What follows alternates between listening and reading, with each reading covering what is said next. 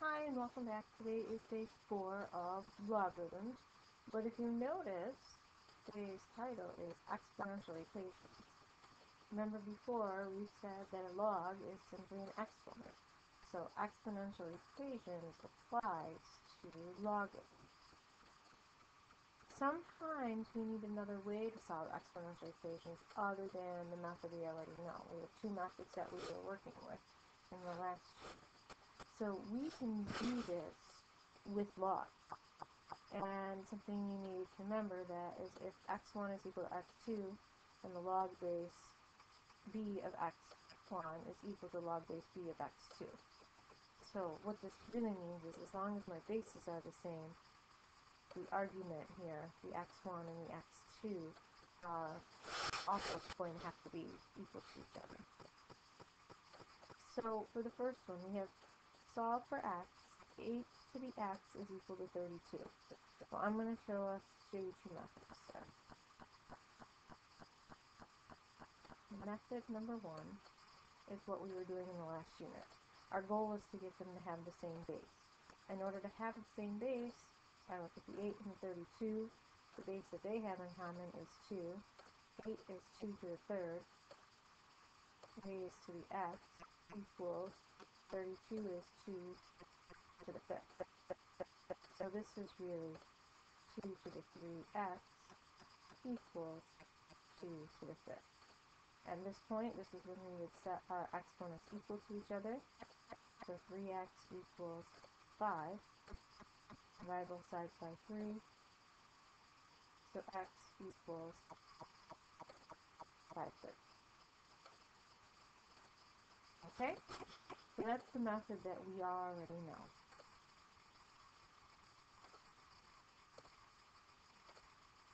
Method 2. We take our equation, 8 to the x is equal to 32. And we take the log of both sides. And we're going to use our common log, just log of base 10, and we don't have to change the base. The log of 8 to the x is equal to the log of 32. Okay? Our properties for our log say to pull our exponents out in front. So I have x log 8 equals log 32. To get x alone, I divide by the log of 8.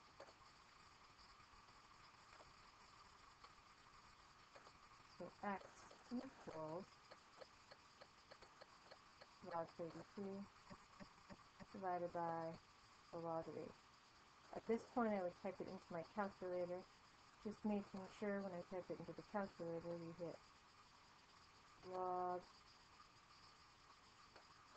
and then you have your parentheses, 32, close your parentheses, divided by log 8, close your parentheses. If you do not close the parentheses here, you're not going to get the right answer. You will get a decimal value, and then hit the math button, and then you want to turn it into a fraction. And when you do that, you'll get 5/3.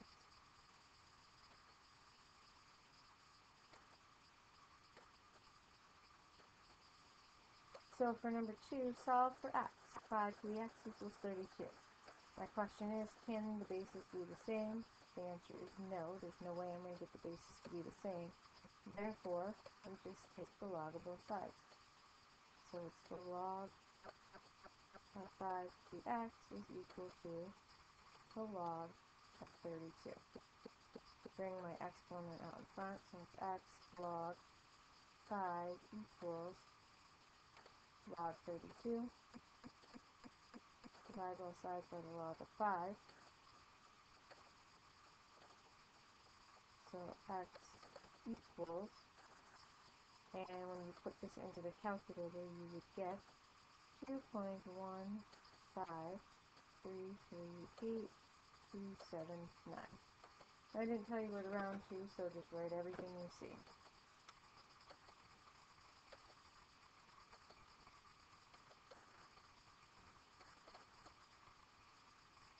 Okay, so number 2. Solve to the nearest hundredth. I'm already telling you that you're going to have to round. 5.00 times 7.002 to the x equals 1,650. Well, the first thing I need to do is be able to get 7 to the x alone. And the only way to do that is to divide by 5.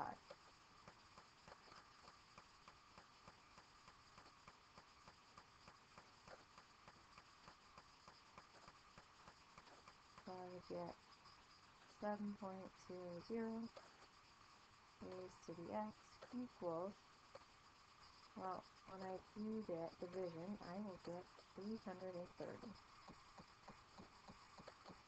Now I have an equation and x is in my exponent. I'm not going to get them to have the same base, so we take the log of both sides. So it's the log of 7 equals the log of 3x, 330. Now I need to bring my x out in front.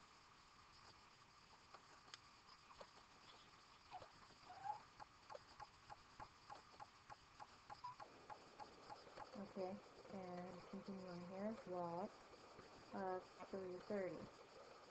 Take it x alone, divide by the log of 7. That cancels out. So x is equal to 2.98 after I put that into my calculator and divide out.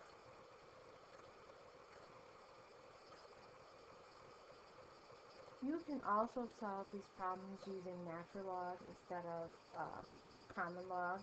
And for the next problem, I'm going to use the natural log. Sometimes when you're doing word problems, it's easier to do natural log because if you have base e, if you're using a formula with e in it, then you need to use the natural log. So if you want to, using word problems, always use natural log, it might be easier for you. So for number 4, if a $100 investment receives 5% interest each year, after how many years will the investment have doubled in value? Okay, this is simple interest, so we're going to use A equals, in the last unit we called it A60. Sometimes you can call it P, they are interchangeable. 1 plus R to the T. And your P is your principal amount, or your starting amount. R is the rate as a decimal.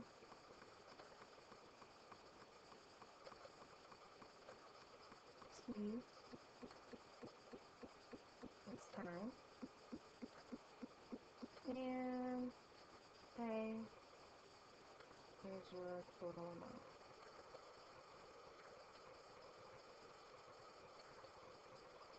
So in this case, A, B, R, T. Okay. My principal amount or my initial amount, with the amount I'm investing, is $100. My rate is 5%. 0.05, and it's positive because I'm gaining it. And time, we don't know. That's what we're looking for. But we're trying to double our value, so if P is 100, that means my final amount, or my total amount, has to be 200, not 2,000. So when I put it into the formula, I will have 200 equals 100 times 1 plus 0.05 to the T. My goal is to get T alone. So the first thing I have to do is divide by 100. So T equals 1 plus 1.05, which is there, so I can add those two, to the T.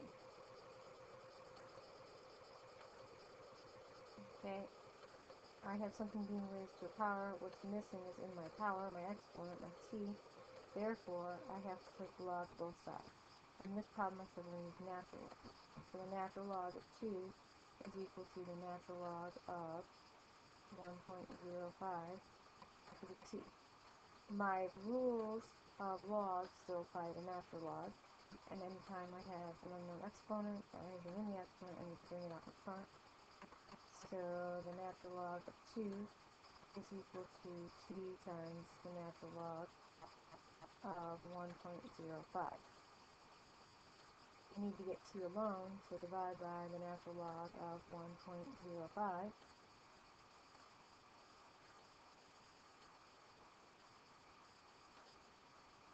So they cancel out over here, and t is equal to 14.2 years. And the problem is I need to know after how many years. It doesn't say part of a year, it doesn't say how many years in months. And the problem with these types of questions is when they say how many years, at 14 years my investment will be less than $200. At 15 years my investment will be at least $200. Therefore, I always have to round up for the next year, because you can't have 14.2 years and call it 14 years, because at 14 years, when that time is up, it will not have doubled. It will be close, but it will not have doubled. Okay, here's the last one for today. The element fermium has a decay constant of negative 0.00866 days. After how many days will 7 grams remain of a 10-gram sample? Okay, remember decay we use a continuous formula, compounded continuously. Now these formulas are basically the same as we did before, so the notation is just a little bit different depending on where the problems came from and that kind of stuff. So A sub n is our ending amount.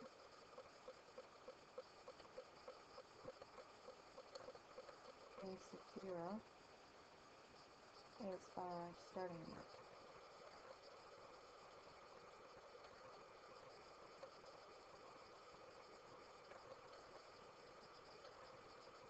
R is still the rate as decimal, and T is still 10. So in this case, my starting amount, my ending amount, my rate, and my time. Okay, my A sub n, which is my ending amount, this is decay, so my end is less than what I started with, would be 7.0. My initial is what I started with, which is the 10 grams, 10.0. My rate they gave me is negative 0.00866, and we're trying to figure out what the time is. So set up the equation. 7.0 equals 10.0 e to the negative 0.00866 t. First thing I need to do is get e alone, so divide both sides by 10.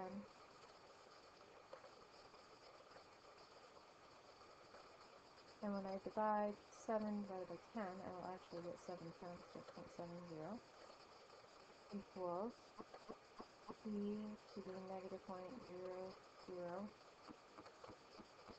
negative decimal 0.00866 t. T is in the exponent, which means I have to take the log of both sides. And remember before I said if you had e in the problem, as the number e in the problem, you have to use the natural log. So this time when I take the natural log of 0.70 equals the natural log of e to negative 0.00866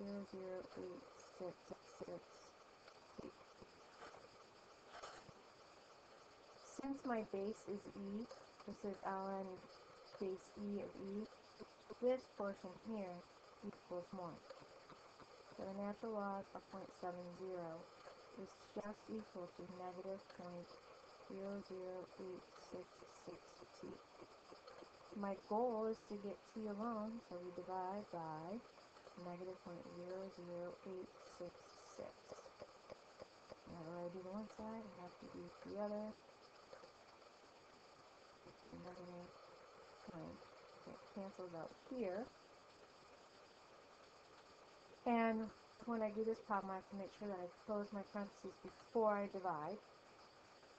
And when I do that, I will get 41.18648,313. And that's my time. I'm looking for how many days. Not part of a day. Okay, so at 41 days, I won't quite have 7 grams remaining. I'll have a little bit more. Therefore, T has to be 42 days.